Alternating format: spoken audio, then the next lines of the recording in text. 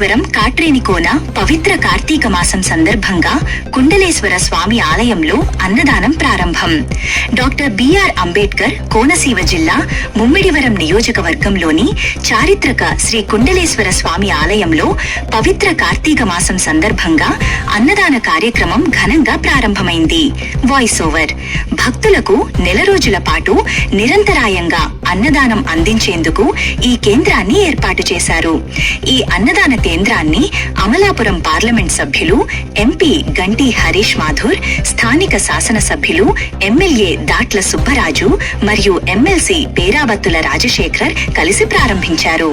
కార్తీక మాసం అత్యంత పవిత్రమైనదిగా భావించే నేపథ్యంలో ఆలయానికి వచ్చే వేలాది మంది భక్తులకు ఆకలి తీర్చాలనే సంకల్పంతో ఈ కార్యక్రమాన్ని చేపట్టారు. తొలి రోజు అన్నదానానికి దాట్ల సుబ్బరాజు సొమ్ములు సమకూర్చారు. అన్నదాన కార్యక్రమం పవిత్ర కార్తీక మాసం ముగిసే వరకు, అంటే నెల రోజుల పాటు ప్రతిరోజు కొనసాగనుంది. ఈ సందర్భంగా దాట్ల సుబ్బరాజు మాట్లాడుతూ, భగవంతుని సేవలో భాగమైన అన్నదాన కార్యక్రమం తమకు ఎంతో సంతృప్తిని ఇస్తుందని, భక్తులంతా ఈ అవకాశాన్ని వినియోగించుకోవాలని కోరారు. ఆలయ కమిటీ మరియు స్థానిక నేతల ఆధ్వర్యంలో ఈ అన్నదాన కార్యక్రమానికి ఏర్పాట్లు పకడ్బందీగా చేశారు. ఈ ప్రారంభోత్సవంలో స్థానిక నాయకులు, ఆలయ కమిటీ సభ్యులు మరియు పెద్ద సంఖ్యలో భక్తులు పాల్గొన్నారు.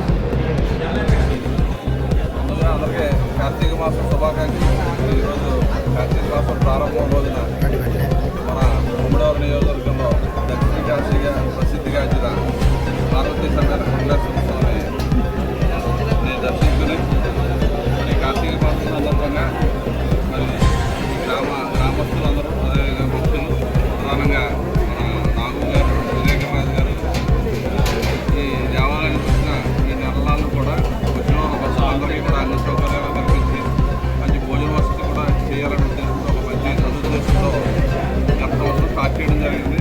మరి గత సంవత్సరం సుమారుగా 1,00,000 మంది పైన ఇక్కడ అన్నదానం చేయడం జరిగింది. అందరూ కూడా వచ్చిన వారందరూ కూడా ఎటువంటి అసౌకర్యం లేకుండా వచ్చిన వాళ్ళందరికీ కూడా భోజనం పెట్టి పంపించారు. చాలా సంతోషం.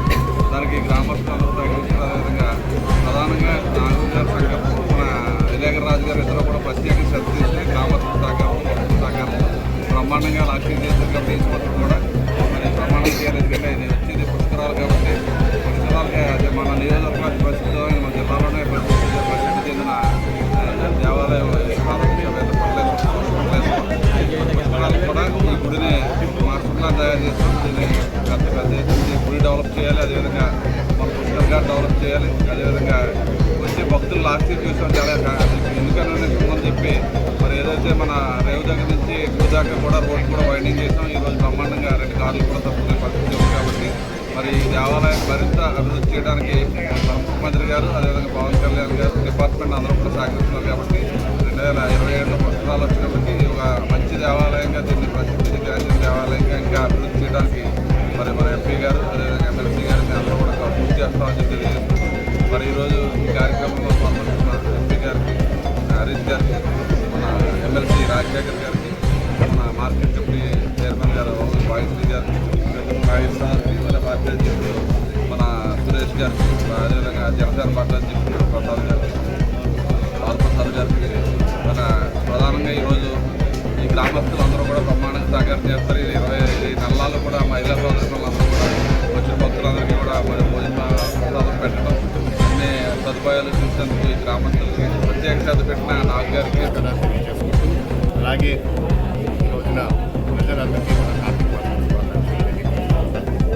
ఈ రోజు మనం ప్రతిష్టంగా మూడవరం నియోజకవర్గంలో పార్టీ వెంకటేశ్వర స్వామి దేవస్థానంలోని స్వామివారిని దర్శించుకుంటాం.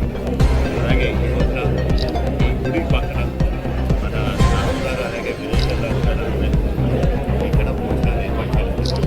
గత సంవత్సరంలో కూడా వాళ్ళందరూ కూడా కలిసి చాలా చాలా రోజులు పైగా ఈ రోజున భక్తులు వస్తున్న వాళ్ళందరికీ కూడా భోజనం ఏర్పాటు చేస్తారు.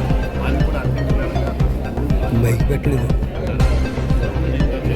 అదేవిధంగా ఈ సంవత్సరం కూడా ఒకసారి కూడా పెట్టారు. దానికి వాళ్ళందరికీ కూడా ధన్యవాదాలు తెలుపుకుంటూ, అలాగే ఈ ప్రాంతంలోని రేపు రాబోయే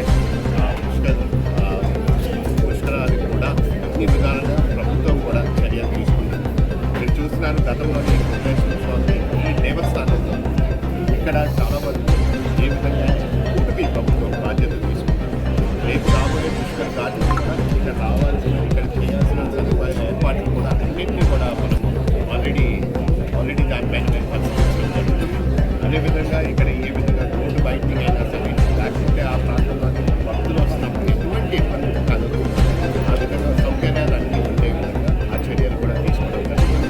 త్వరలోనే వాటినన్నిటి మీద స్పష్టత మీ అందరికీ కూడా తెలియపరుస్తారు.